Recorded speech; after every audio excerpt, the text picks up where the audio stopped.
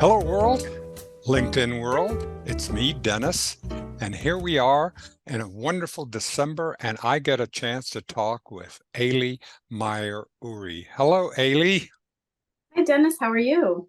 I am very well. I want you to know how I got to you. I'm reading over my LinkedIn and I see you, and it says here under your profile, it says diversity, equity, and inclusion disciple with a passion for raising people up through teamwork, collaboration, and amplification of the voices of those most impacted by corporate and systematic inequalities and inequities. Unpack that for me. Dig deep into it. I want to know how you got there and what this is, because everything in my bones says this is one of the most important initiatives we could possibly do in order to save our species. Nothing less. Yep, absolutely. Yeah, so for me, DNI is something that I think I was passionate about before I really had the language around it. Um, Throughout my career, I've been involved in, women's groups and different organizations to try to help um, different groups within companies sort of thrive and meet their full potential and be visible and be seen and be heard.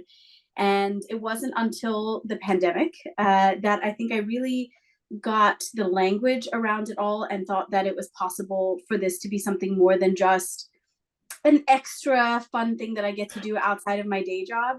I got the opportunity to be the chairperson of the Diversity, Equity, and Inclusion Task Force at my company. And what that afforded me was the ability to see not just the inequities that I had already known about, but learn more inequities than I had seen previously, learn from other people and their experiences, and then also see what the impact could be if we unite and work together to create programs and advocate for ourselves and for other communities that we support within our businesses and see the positive change that that can bring.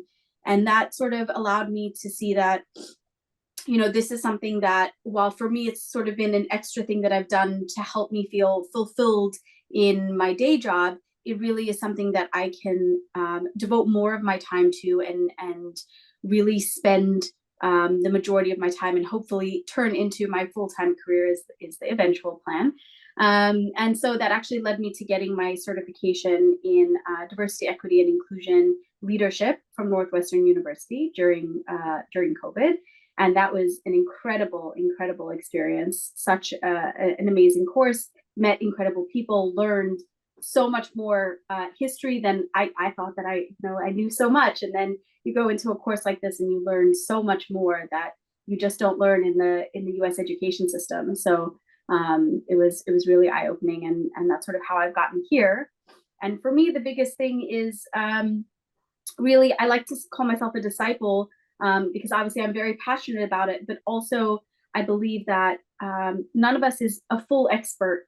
All of us have specific areas or fields that we might be passionate about and knowledgeable about, but there's always going to be something that we don't necessarily have all of the answers for, or all of the history or background, whatever it may be. And I think the biggest thing is that we remain open and we continue to learn and grow um, and listen to hear from other people and learn from their experiences. When you talk to your senior managers at your company, have they gotten it into, I mean, yes, diversity and inclusion gets this bad press to say that, oh, well, we're trying to be nice to everybody and we'll do, but it is just good business. If you have a diversity of thought at the decision-making table, we're going to make better business decisions, which is going to impact our return on our investment and the work that we're doing. So did you have to convince your senior management or to be able to work with it, or were you able to bring some of the learnings and awarenesses that you got from Northwestern and begin to impact it into your culture? I think it's a little bit of a mix of both, right? So I think any good business person is aware of the importance at this point of DNI. I think I think if you're unaware, then you haven't been paying attention, right? So the studies are out there. Everyone knows the positive impacts of DE&I. I think the thing that I see lacking across the board in many companies is not just the how does it affect our bottom line. It's also about what's the right thing to do here. And I think that that's the piece that I find I have to push on a bit more, that not everything should be about our bottom dollar. Sometimes it's just about being a good human being and doing what's right for your employees, and remembering that your employees are human beings with lives outside of work, with experiences that we may know nothing about. They might be in poverty, they might be taking care of elderly parents, they might be homeless. Like, we don't know what's going on with them, and we need to be there to support them. In work we spend more time with them sometimes than their family do, and really to ignore that part of their lives, to ignore the fact that they're human beings, I think is inhumane. And I think sometimes leaders of companies need reminders of the fact that bring the humanity into it. It's not just about the bottom dollar. Yes, agreed, that's your business case, but we're working with human beings here, not with robots, and let's treat them as human beings.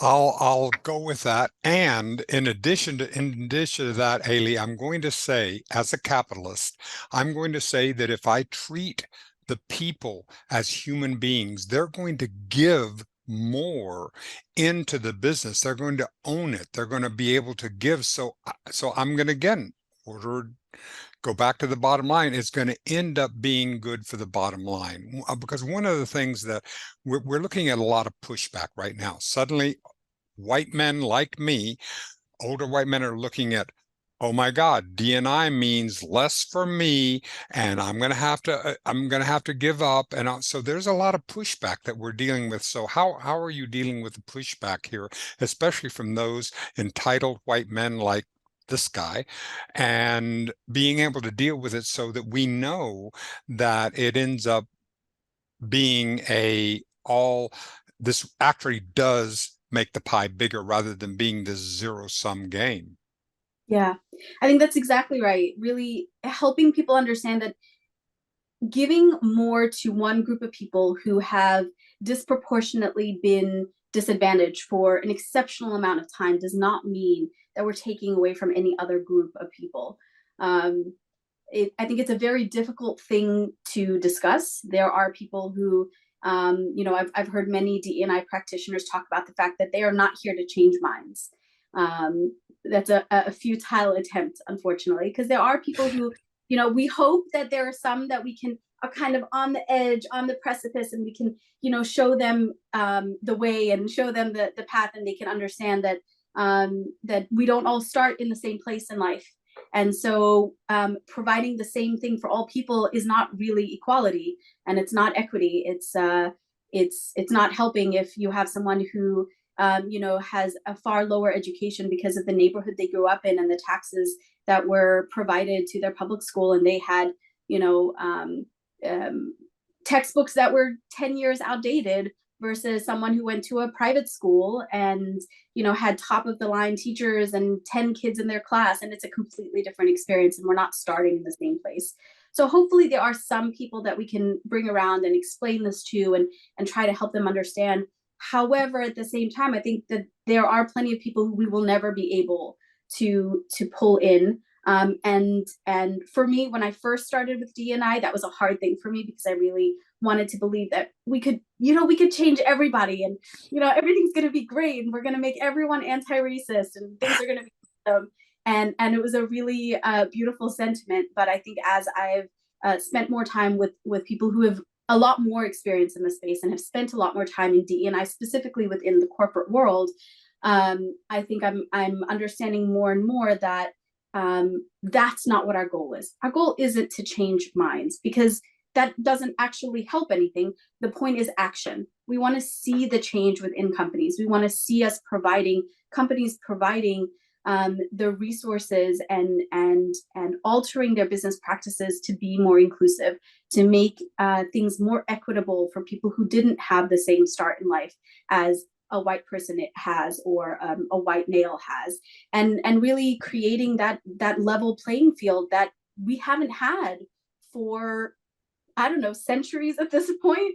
So, so I think really that's the goal, and that's the focus. And I think that all DNI practitioners would say that you kind of have to box it in that way to stay sane and to make sure that we're not trying to fight an impossible fight. And when I one of the challenges that I have are my unconscious biases. I don't even know that they're there because they are unconscious. And so when you're dealing with executives, you're dealing with people, and you talk about unconscious biases, how do you frame that, and how do you get them, especially when we don't know that we're there? I had a great experience when I was a kid. uh, it was later than I was a kid, but anyway, I grew up in even though I grew up in South Texas, I had a fairly liberal and certainly racially liberal, because we were very much into equality, and I thought I really had it. I thought, because even though I had seen Jim Crow, I'd seen water fountains that said whites only, and lived in that society, I thought I was enlightened. And then one day I'm watching Star Trek, and I watch, and on that particular episode, Captain Kirk is forced by this power to kiss Uhura, who is black. And I had an emotional reaction. I had no idea. I thought I had cleared it up, and I realized that I had an unconscious race mind bias that was going on. All right, long story. Fast forward to here. How do we get a chance when you're talking with senior executives in this about the unconscious bias, and how do we get that across? What do we do when we're dealing with that? Yeah, there's so much there. Unconscious bias is such a huge topic. For me, I think number one, the first and foremost thing I believe all companies should be doing, especially with their leadership, is training. Unconscious bias training, I went through it long before I had the language around DEI, and it absolutely completely changed my entire mindset of how I make decisions and how I think about things. And of course, none of us are fully aware of our unconscious biases, but it at least allowed me to get to a point where I would stop before I made a decision and say, how does this impact this particular group? Am I being harder on this person because they are a woman versus a man, and whatever it may be? And I think that having that ability to stop and think, and having the tools of how do I try to mitigate my unconscious bias is critical. So I think, first of all, unconscious bias training is incredibly important for all leaders and all people in general. However, that being said, I know that I've received a lot of pushback on unconscious bias training. I know that there is a study, I think it was Harvard Business Review, that talked about the negative impacts of unconscious bias training, and that one that one study and that one training is used over and over and over by multiple C-suite people to tell me why unconscious bias training is the wrong way to go. I think really the issue is people are afraid to admit that they have biases. We all like to believe that we are good people, and we are good people, but that doesn't mean we don't have unconscious biases. That doesn't mean we don't have experiences that we grew up with, what we saw around us, our parents did, that have impacted us in ways that we don't understand. And people also are super busy, especially since the pandemic. Everyone is working three people's jobs, and we're working crazy hours. There's no line between work and home, and people don't want to sign up for anything else. And so bringing in something like unconscious bias training is a commitment that people are afraid to really do. I believe that one study is one study, and I read through that study, and while there might be a nugget here or there that maybe points to unconscious bias training not being the best, I think really the overarching storyline behind all of the articles that talk negatively about unconscious bias training is not that they're against unconscious bias training. It's that unconscious bias training in itself is not a solution. You can't have training and think, oh, we fixed our problem now, everything's going to be great. It's about, that's one step in a long process, in an entire DEI program that you need to set up at your company. And I think that's the biggest thing that people don't spend the time reading the article to be able to actually understand. And I think so that's step one. And then I think the other thing is once you've had that training, that's where you're able to do things to help fight and mitigate the bias within your company. So things like when you are doing hiring, one of the things that I recommended at my own company was when you have your pool of delegates, and let's say we cut it down to 3 people for a particular position, the hiring manager should not be the only person making that decision, because the hiring manager has their own biases, they have their own lived experiences, and there should be a panel of people that get together to evaluate all 3 applicants and say, okay, well, why are you leaning towards this one and not this one? What is it about this person that makes you think that they are less qualified, or this person makes them more qualified?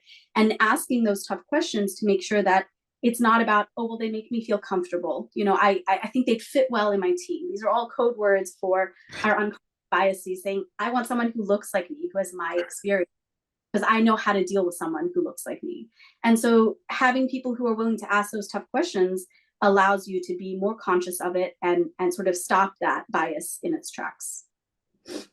How do you, one of the things I would love to talk more about, we won't on this particular episode, but I want to know, but I just think that the LGBTQ plus community is being such a value to the DNI, because it's allowing us to have people who have our same racial makeup, our same background, because it's in every family, that we don't have to go out and to be able to be able to shake things up, to be able to know, even though, and there is some backlash that is going there that we're dealing with it. And I know you're involved with the community, and you know that you're that is part of your discipleship and the work that you're doing. So can you talk about that? Yeah, so I think really the biggest thing with the LGBT community, I think the idea is just like every other group, they want to be seen, they want to be heard, they want to be allowed to be who they are within a company space. And I think even from when I was a kid, that was never accepted. And reaching a point where it's becoming more accepted is a cause for celebration. And I am so thrilled and when the Supreme Court ruled that gay marriage was legal, I went and marched in Gay Pride Parade. I was so excited. I was fully decked out in my rainbow gear, and of course we have to celebrate the wins, because that's the only way to really keep moving forward and keep having Oh hope. yeah. At the same time, there's still so much more to be done. There's still situations where someone may join a company and say, hey, these are my pronouns, and their coworkers don't necessarily respect that and continue to call them by the pronouns that they believe that person should be based off of how they look. And that oftentimes young person who's new to being in the corporate world and maybe is only a couple of years out of college is having to try to tell their senior managers, hey, listen, no, really, these are my pronouns. And that's a really tough position to be in. Oh And yeah. have to be in that position. Just like, we tell someone what our name is when we join a company, our Yep. pronouns should be the same way. It shouldn't be any different. Would you call me by Alice, when I told you my name is Ayli? No, that would be disrespectful to me Sure. as a person.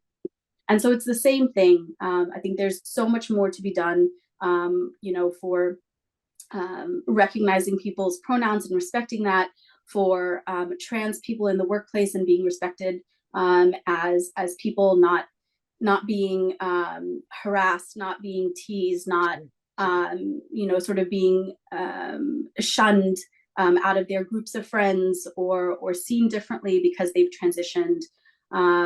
There's so many different things. The Yep. words And you're so losing the talent when you do that. You lose exactly. the opportunity to have the gifts that the person is there to bring That's when we exclude it. I mean, why would you do it with 9 fingers when you could bring 10 to the table? And I'm very pragmatic about this, Ayli, and I feel, well, let me here at the end, just for right now, I want to know, how do you use LinkedIn and use LinkedIn as a leverage and as a value for you in your career and in your discipleship?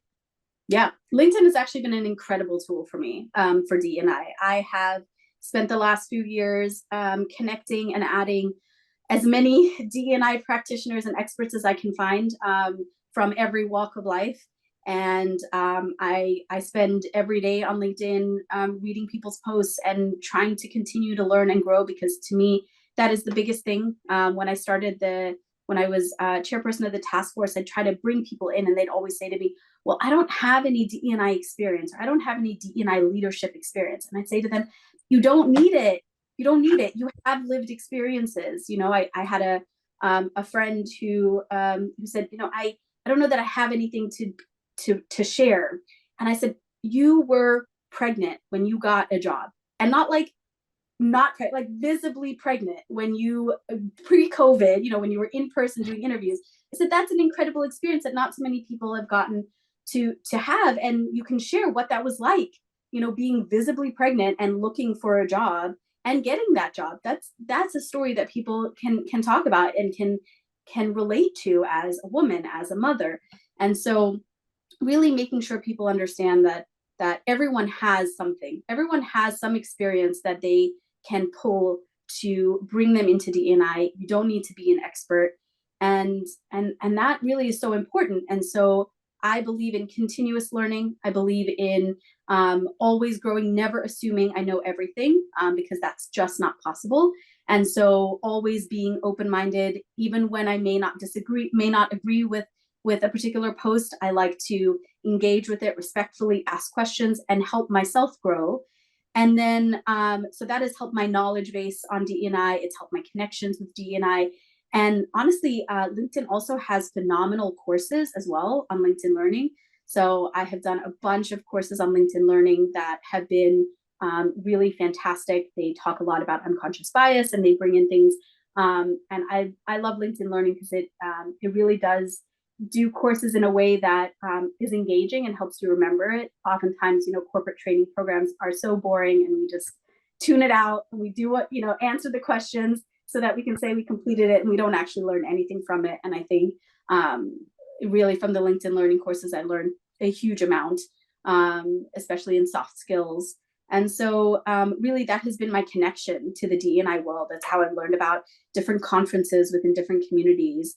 You know, joining those conferences, making connections, learning more things about different communities that I might not necessarily be a part of, and I want to learn more about and understand more about what their current struggles are, what their past struggles are.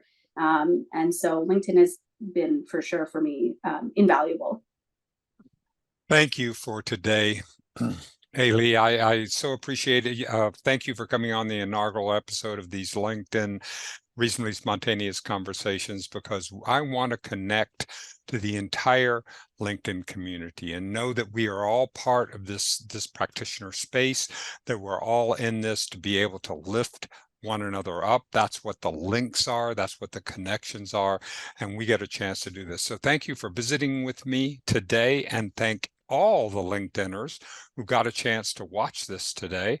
And we look forward to seeing you on the next episode of LinkedIn Reasonably Spontaneous Conversation. Thanks, Dennis. Thanks for having me on. This episode of Reasonably Spontaneous Conversations has been brought to you in part by In Search of the New Compassionate Male. For more information, go to newcompassionatemale.com.